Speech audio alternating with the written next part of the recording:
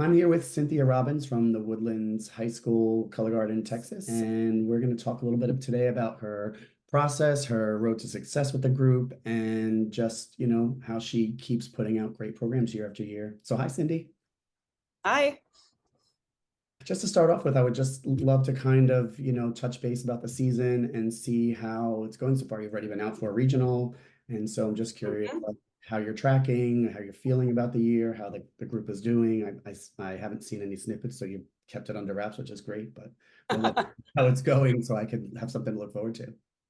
Yeah, it's pretty good. We came out the first weekend of the regionals and mostly done, and I think the kids handled it pretty well. And it was the top two groups. So the World Guard was there, and then the A Guard was there as well, and they won A class at the regional, and that was cool. They had a really great finals run.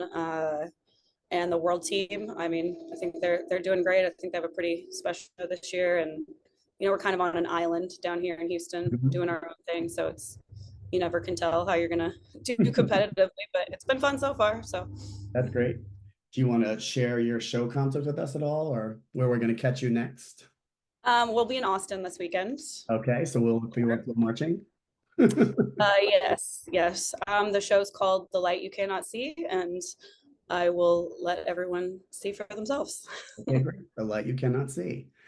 I'm really curious because I've been a fan of yours for a few years. We worked together briefly at Drum Corps a few years ago, and we had met at WGI, I think, a couple times before that. But I'm really curious, like how you landed at the Woodlands, and just what's been your process since you've been, how many years you've been there? Like when did it really take off, in your opinion? Like I'm just curious to know, like how you landed there and like how you built to what you built. Let's see. I started in the Woodlands in 2014, so this is my 10th year at the Congrats. Woodlands. I was at another school, and then over the summer it opened up, and honestly, it happened really fast. One of my friends called and asked if I'd be interested in interviewing, and the band director at the time was in Europe, and she was on like a layover somewhere, and I was in Portland, and I was on a layover somewhere, so we had a little airport interview, and it was just one of those crazy things that just happened really fast, and decided to take it. And they were already, pretty well established. People knew who the Woodlands were, Oh yeah. so it was a little bit of a conversation of, oh my God, can I go? Can I go there? But I did, and it was fun. It took off pretty quickly. I think my first year we were in A class, and we got promoted after the Austin regional, and then my second year we were Wow. in open class and we got promoted after the Austin regional, and so it was just Wow. here world class, figure it out. And so it's been a few years trying to and just kind of jumping off the deep end and just trying to figure out what the whole world class thing was, while having a junior high and a JV group as well. So yeah, it's been a very I've learned a lot in 10 years. I'm sure. Especially, I think over the past 10 years, things have evolved so much and the For activity sure. in the world. Like we went through Yeah. COVID, kids are totally different now. Like it Oh, seems like you've weathered some, entirely different. Yeah. yeah, you've definitely weathered some changes and some turbulence there. Yeah. I think we're all feeling that a Turbulence little. is a good word. So just I'm interested also to know like how many users do you have? You have a JV and you have an A. So tell us how many groups you have in the Woodlands Collective. And The collective. We have there's three groups at the high school. We have a World A and JV, and then we have at the junior high we have two competitive groups, so a JV and a varsity, and then there's a non-competitive, just kind of training. oh my It's called God. Principles of Color Guard. Wow. And they all have class every day, all these kids. The junior high has class every other day. They're on a block schedule, so Mhm. their weeks will be either Monday, Wednesday, Friday, or Tuesday, Thursday. So they're every other day, and the high school is every day. Wow. And are you seeing all of those kids every day at the high school? Like the That JV, the A guard, and the World Guard every single day? Yeah, well, they all have class together every day. So we have a class. The last period of the day is their class, and then their after school stuff is broken up into different days. So some days will be the World and the A group. Some days will be just one of them. Some days will be the JV and the A group. Mhm. Taken a few years to hone the schedule in and see. It how must be much nice we can all so handle. you can just kind of transition to like any after school rehearsal you might have. So you could like just keep that, maybe not have to have like we have in the Northeast, we have like 3 or 4 hour rehearsals twice a week. So it must be nice to be able to just, okay, today's a world class day. You stay from Yeah, 2 o'clock till 5:30 or whatever, right. and you go home, which is nice to be home early before dinner and all that. Like, Yeah, well, I've spent a few years trying to figure out the schedule so I can not be here until, not be at school until 9 o'clock every night. So yeah, smart. I only have to do that once a week. So it's nice. You figured it out then. That's beautiful. I'm curious also about, so tell us some numbers. Like we see your full band guard, you have like 80 something kids out there spinning rifle. Yeah, Like, we had 75 on the fields this year. So that's split into the three groups now at the high school. So it's 32, 26, and 16, something like that. The junior high each has 30 to 34 wow, on the floor. And then the principal's class, I couldn't tell you how many. I think maybe around 40. wow. Is it just that there's like a million kids in the Woodlands, Texas, and you just get all these kids Yeah, from I think that siblings? Like, how do you get 150 kids to participate in this group? I think it starts with being the fact that it's at the junior high and that it's a class period at the junior high, so they get a PE credit, and we started that Oh, you get a PE class. credit for it, so they're actually getting it for gym rather than taking like Right, that. it is a gym class, so that was one of the things when they didn't.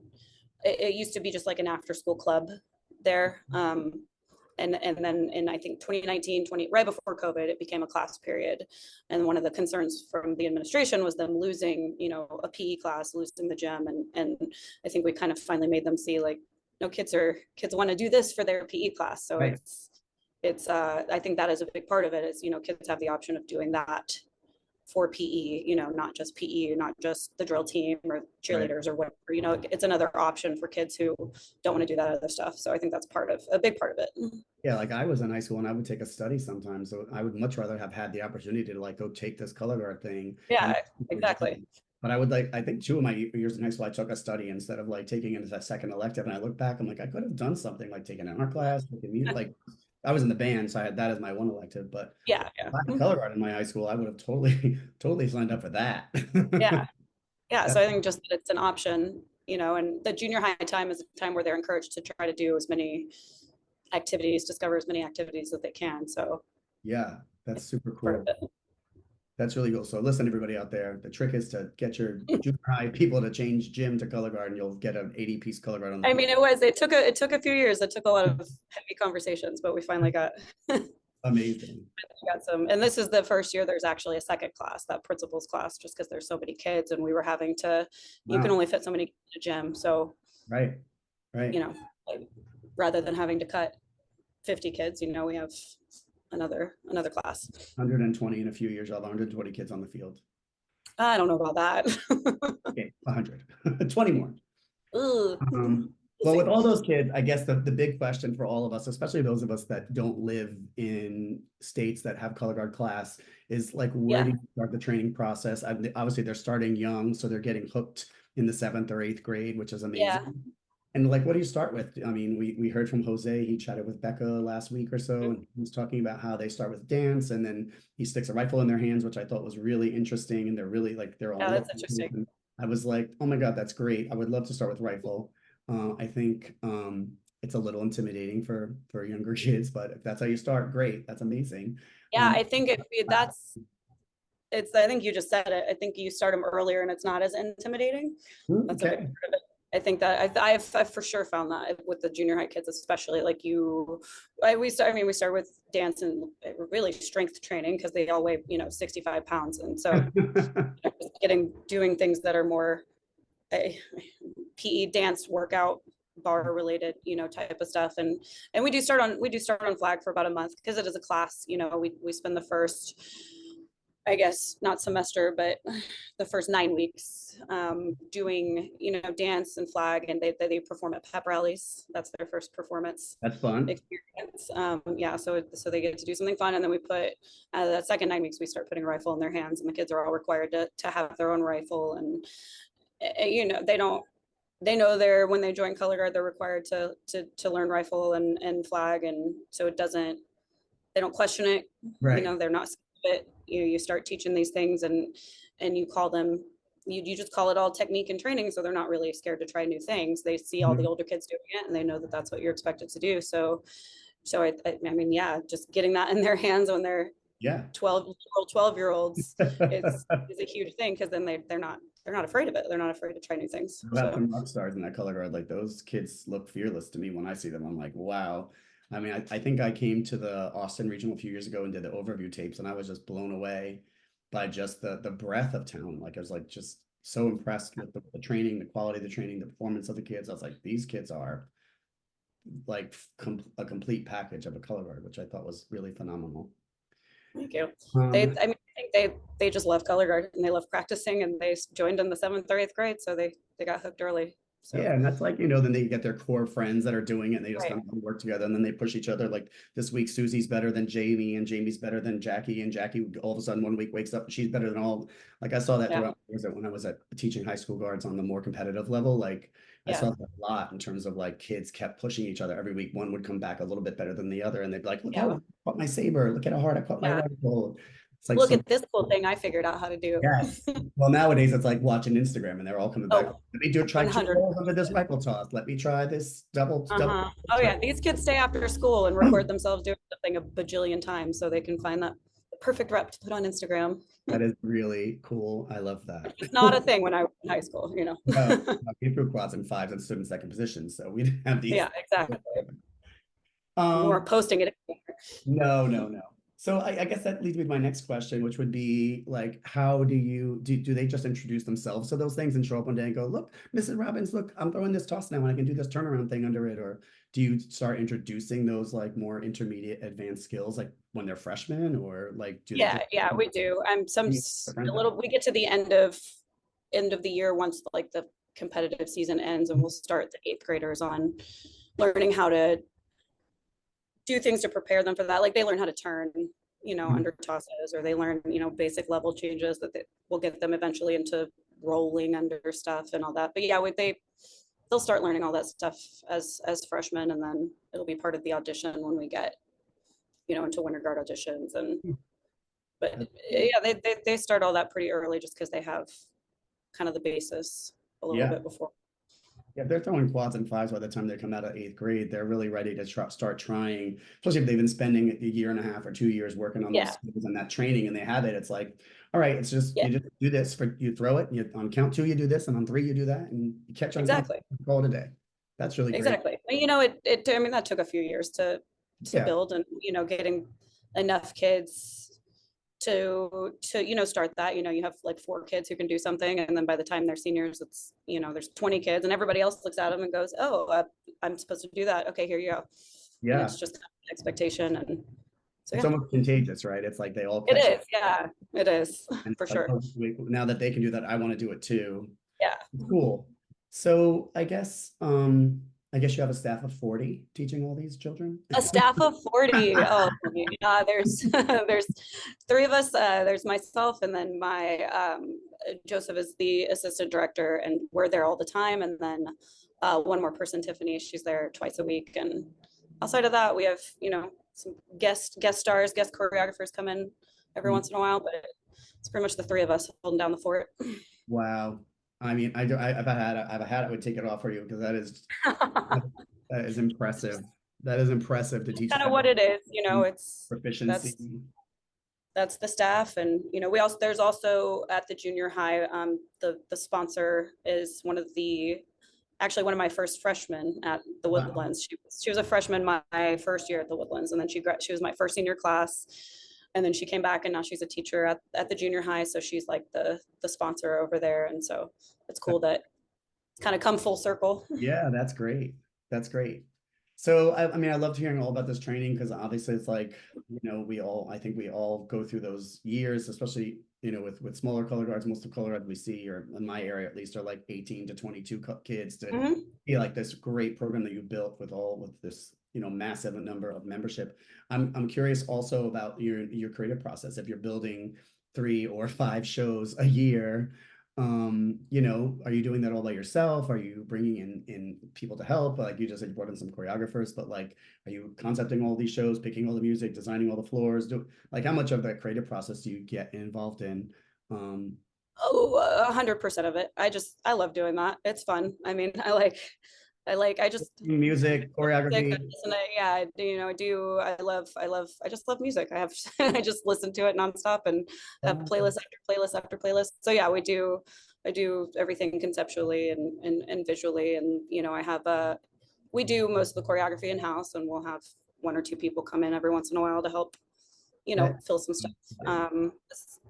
You know, I'll do the soundtracks and the staging, and my friend Sean will come in, and we've been doing stuff together for 20 years. So him and I will put put all the staging on the floor, and I don't know, I just love doing that stuff. So wow. I don't really want anyone else to do it for me. That's just I kind of mean, I'm the my same. thing.